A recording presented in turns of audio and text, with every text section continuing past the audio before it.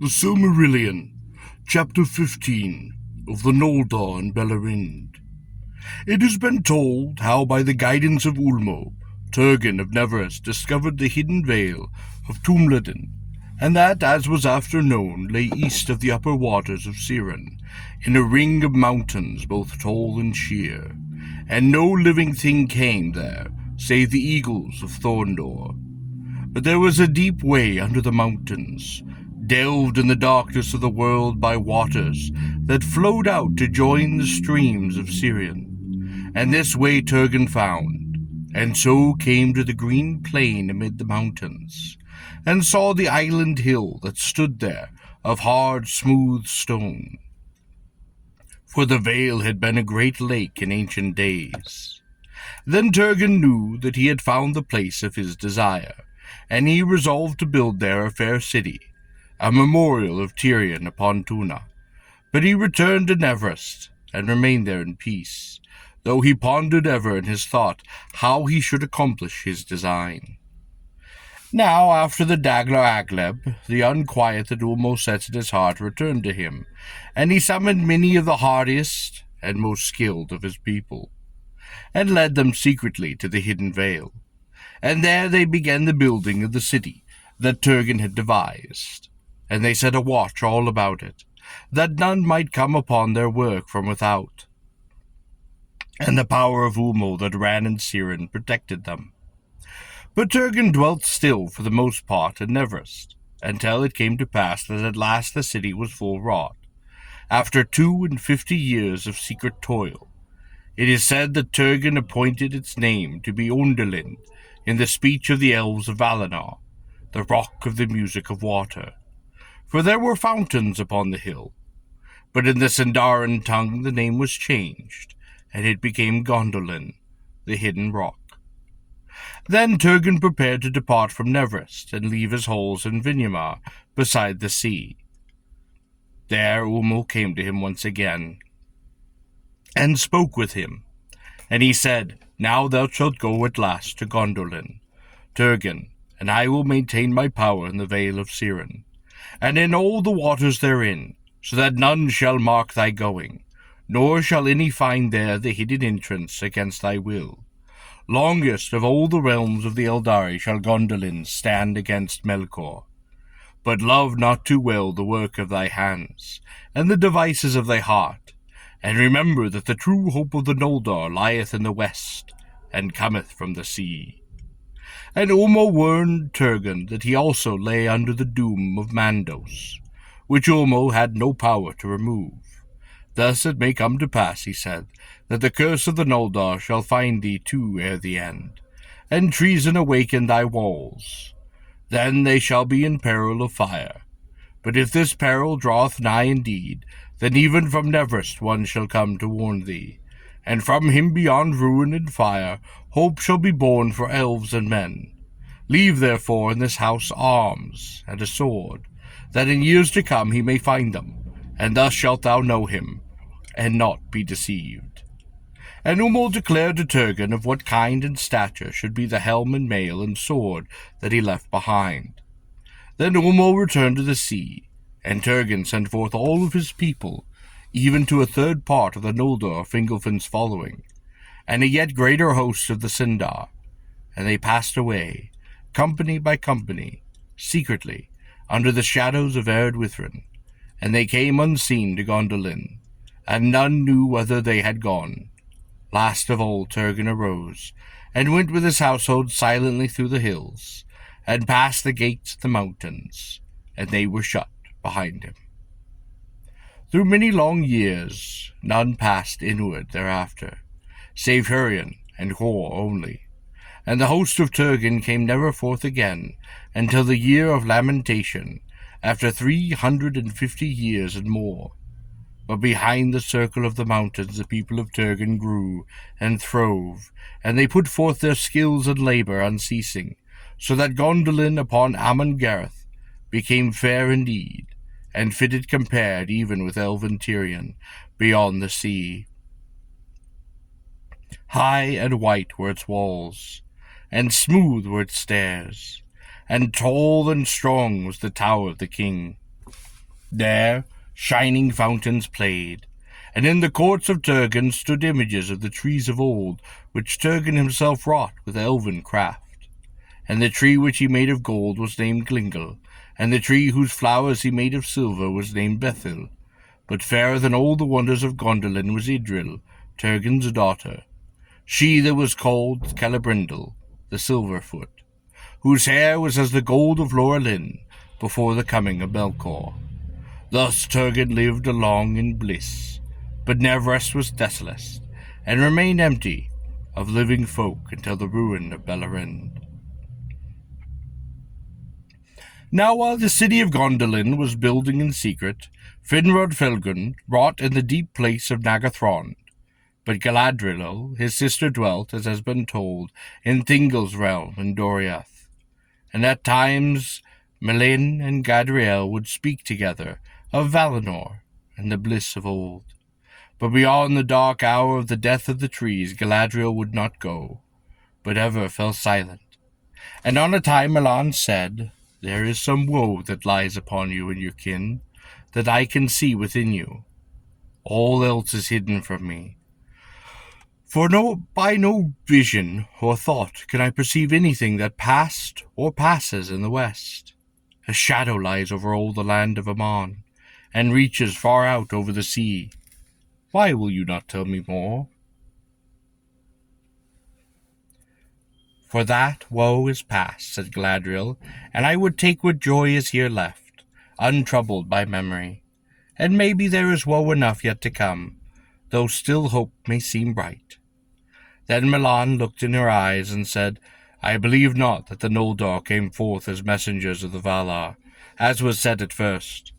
Not though they come in the very hour of our need, for they speak never of the Valar, nor have their high lords brought any message to Thingol, whether from Manwë or Ulmo, or even from Ulwë the king's brother, and his own folk that went over the sea.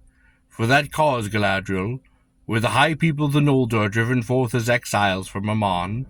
What evil lies in the sons of Fëanor, that they are so haughty and so fell? Do I not strike near the truth?" "Near," said Galadriel, "save that we were not driven. We came of our own will, and against that of the Valar. And though great peril, and in despite of the Valar, for this purpose we came, to take vengeance upon Morgoth, and regain what he stole." Then Galadriel spoke to Melin of the Silmarils, and of the slaying of King Finwë at Fermanos, and still she said no word of the oath, nor of the kinslaying, nor of the burning of the ships at Loskar.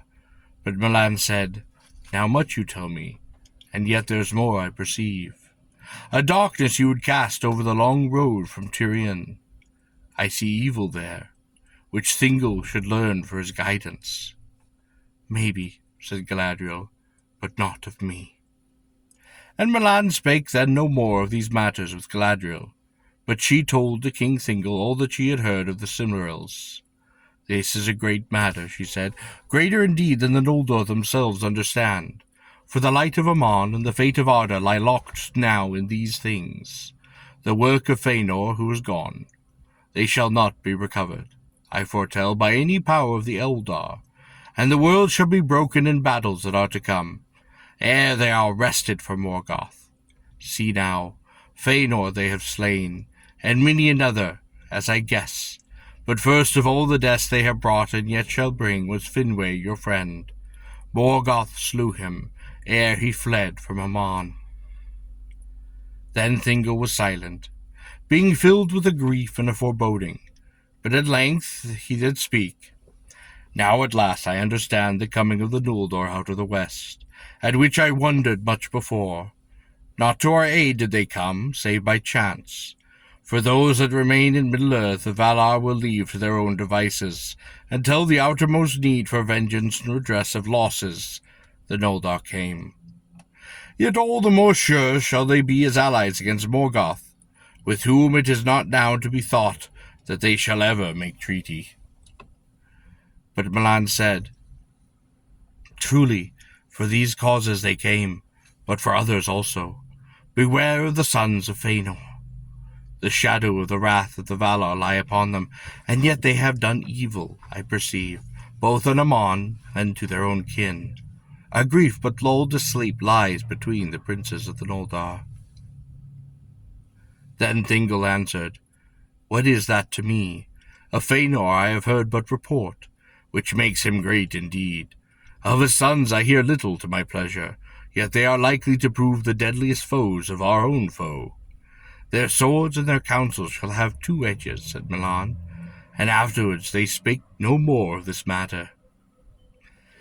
It was not long before whispered tales began to press among the Sindar concerning the deeds of the Noldor ere they came to Beleraind.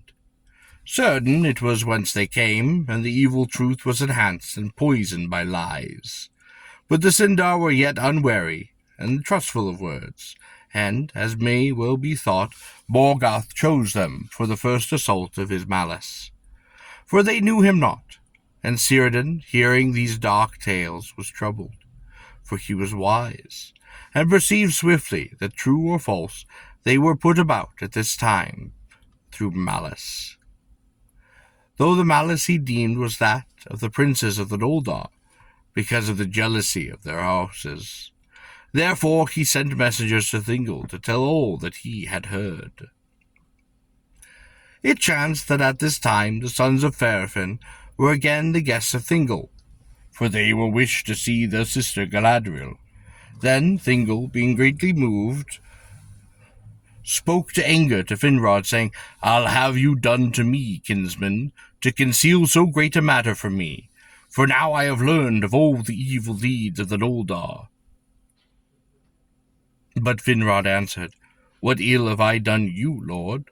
What evil deed have the Noldor done in all your realm to grieve you? Neither against your kingship, nor against any of your people have they thought evil, or done evil. I marvel at you, son of Erwin, said Thingol, that you would come to the board of your kinsmen thus red-handed from the slaying of your mother's kin, and yet say naught in defence, nor yet seek any pardon. Then Finrod was greatly troubled, but he was silent, for he could not defend himself save by bringing charges against the other princes of the Noldor, and that he was loath to do before Thingol. But in Angrod's heart the memory of the words of Caranther welled up again in bitterness, and he cried, Lord, I know not what lies you have heard, nor whence, but we came not red-handed.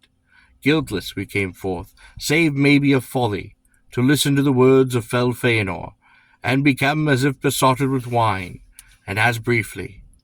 No evil did we do on our road, but suffered ourselves great wrong, and forgave it, for thus we are named talebearers to you, and treasonable to the Noldor, untruly as you know, for we have our loyalty been silent before you, and thus earned your anger. But now these charges are no longer to be borne, and the truth you shall know. Then Angrod spoke bitterly against the sons of Fëanor, telling of the blood of the Alqualande, and the doom of Mandos, the burning of the ships at Loskar, and he cried, Wherefore should we, that endured the grinding ice bear, the name of the kinslayer and traitors? Yet the shadow of Mandos lies on you also, said Milan, but Thingol was long silent ere he spoke. Go now, he said, for my heart is hot within me. Later you may return if you will, for I will not shut my doors forever against you, my kindred, that were ensnared in an evil that you did not aid. With Fingolfin and his people also I will keep friendship, for they have bitterly atoned for such ill as they did, and in our hatred of the power that wrought all this woe, our griefs shall be lost. But hear my words. Never again in my ears shall be heard the tongue of those who slew my kin in Alqualande, nor in all my realm shall it be openly spoken while my power endures. All the Sindar shall hear my command, and that they shall neither speak with the tongue of the Noldor nor answer to it. And all such as used it shall be held slayers of kin, and betrayers of the kin unrepentant.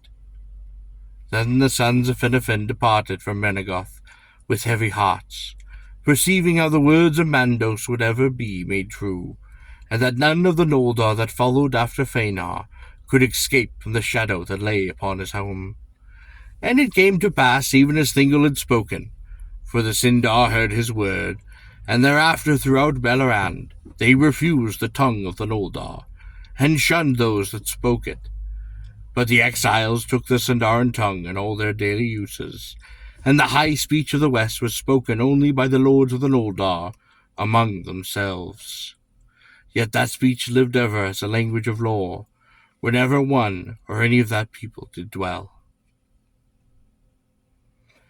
It came to pass that Nagathron was full wrought, and yet Turgon still dwelt in the halls of Inamir, and the sons of Finnafin were gathered there to a feast.